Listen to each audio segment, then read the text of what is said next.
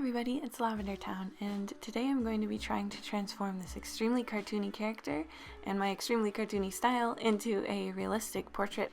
I haven't attempted realism in quite a while, so this should be interesting. Right before I get started, I want to say this video is sponsored by Skillshare. Skillshare is an online learning community where anybody can take a class, or you can even teach a class if you have a skill you'd like to share. Membership is as low as $10 a month, and I'm actually able to offer you guys a 2-month free trial if you just want to try it out, so there'll be a link in the description if you want to do that. And they also have an app for Android and iPhone, and you can watch the videos on there as well. I personally loved the one that Shen did about facial expressions. I thought it was hilarious, and it was also just really cool getting to hear him talking candidly about how he draws. So I have two main challenges when it comes to completing this drawing. First of all, my character and my style are really cartoony. So in order to transfer her into a realistic style while still making it look like her is going to be a bit difficult. My other challenge is that I haven't drawn realism in quite a while. I used to do it all the time in school, but this last year they've kind of let us focus more on our own work, so I just mostly did my comic book and stuff. So yeah, we'll see how this one turns out. I'm mainly just trying to shrink down and make more normal her facial proportions.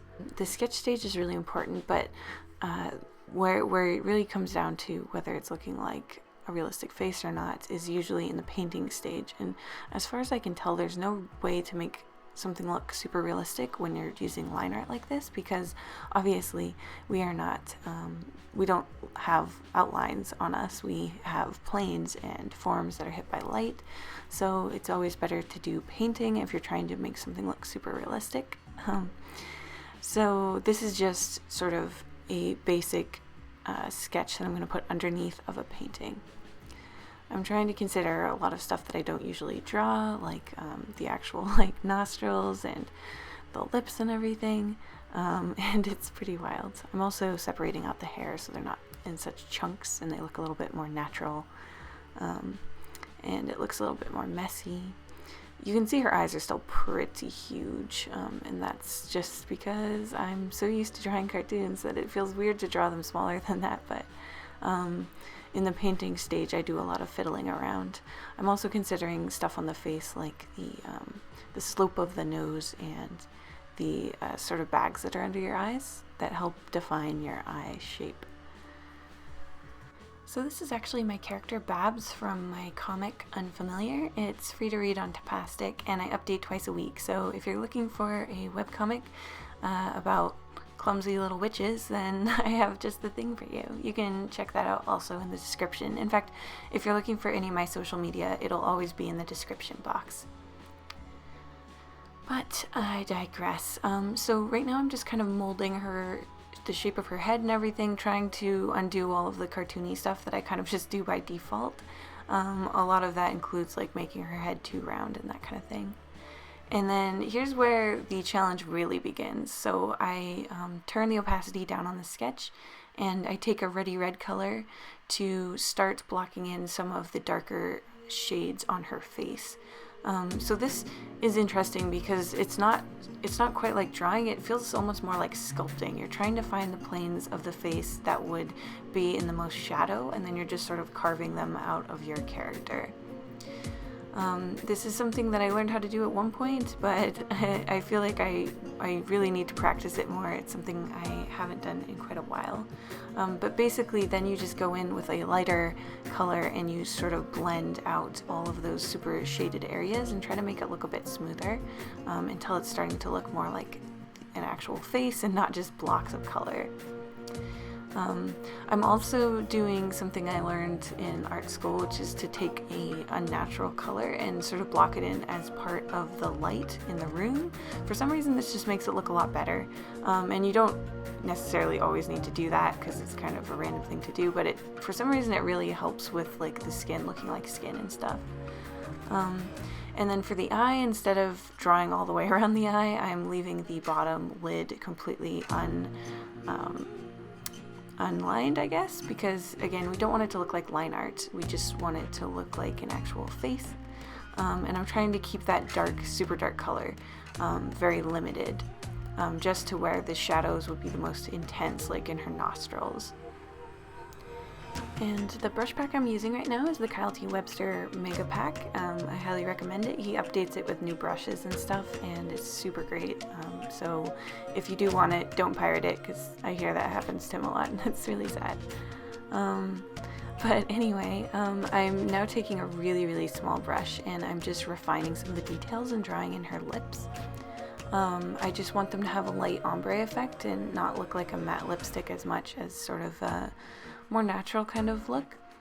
And I'm just scribbling in all of these little details as best as I can.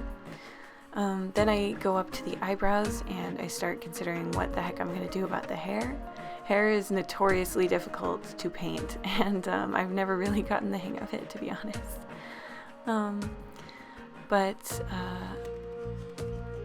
When I'm going in, I'm just trying to darken down everything, start relatively light, and then make things darker. Because if you start too dark, sometimes things can start to look a little weird, like your character's been tanned too much or something, or like the contrast is too high on a photograph or something.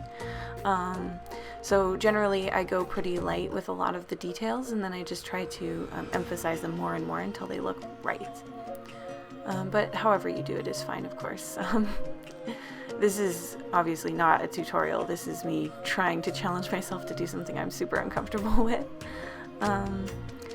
And yeah, for the hair, I just started by blocking in sort of the general shape with one standard color. It's looking a bit schmeary right now because I'm using a brush that is not at full opacity. But that's okay because you can go back in and smooth it out again. And also because I'm going to be putting a lot more shading and texture into the hair, so it looks a bit more natural. Of course, it is hard to make pink hair look natural. And yeah, I'm just trying to consider her ponytail and make sure that it looks separate from the rest of her head without being like really obvious. And anytime I fill in with the paint bucket tool, especially here because I don't have line art, I have to go back in and make sure that all those little white edges are taken care of. The other thing I haven't done in a while is flip it. You got to make sure to flip your drawing a lot, especially if you're working on it for a long time, just to make sure your eyes are fresh, because sometimes your eyes correct things. It's like a weird brain thing. I'm not sure why it does that, but you can miss really obvious mistakes if you've been staring at a piece for too long. So the best way to deal with that is just to flip the canvas, and you'll really quickly be able to see anything that was hiding from you before.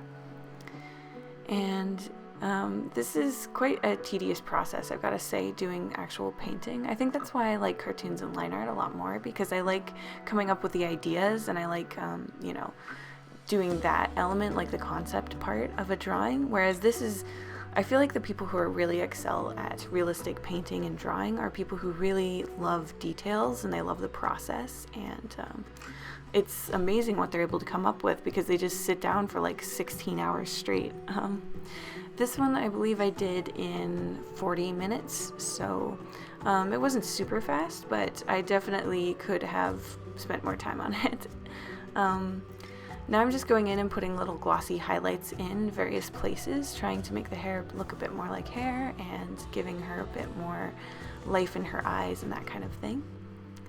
And I think it at least looks like her. To me, this looks more like anime realism than straight up realism, I think, because again, I have such a strong base of cartoon,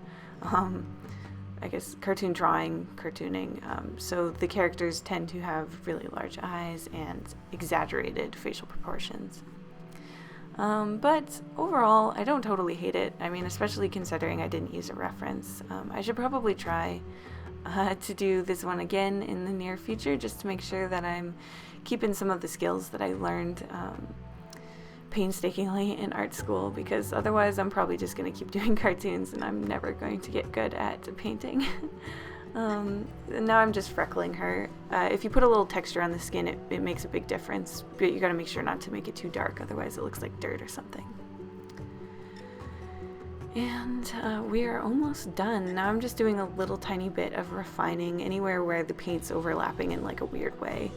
And I'm just looking overall at the entire character and doing some last minute retouches. The great thing about Photoshop is you can actually move stuff around. Like, I'm going to move her eye and shrink her eye a little bit because it's a little bit too big. And you can do that without disrupting the paint too much. You just sort of fill in where the line is. And then I'm just smoothing around. I wish I had put a darker shade on her neck. That's one of the main things I'm kind of regretting at this point. But maybe I'll go back in on this one and do like a draw it again thing with this, because it would be a different kind of challenge than doing a cartoon drawing again. So maybe I'll try that in the future sometime. I've got a ton of videos that I already have planned though, so that wouldn't be for a little bit. So as I finish up, I'm just putting a bluey gray behind her just so you can see the shape of her head and her skin a little bit better, because she is a kind of pale character overall. And yeah, with that we are done. So I'll say I succeeded in making her more realistic than the cartoon version, but I think I still have a lot to learn. I hope you guys enjoyed watching me trying to do something that's way outside of my comfort zone, and I will see you in my next video tomorrow. Big thank you to my patrons, including Muffins McGee, Paynamel, Adrian Delport, Chartype, Den, Brock, Juan Alvarez, Blah Blah Blah Blah, Adrian Morales, at Liv Likes to Draw, and Kate Meekins. Thank you so much for your support.